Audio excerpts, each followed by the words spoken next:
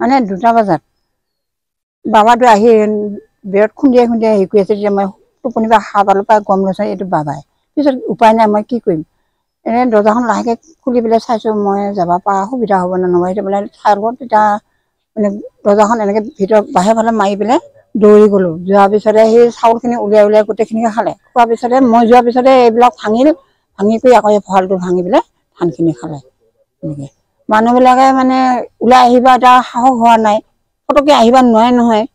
সেইটোৱে মানে ভয়ত মই সিহঁতৰ ঘৰত গৈ কঁপি আছোঁগৈ। আহি থাকে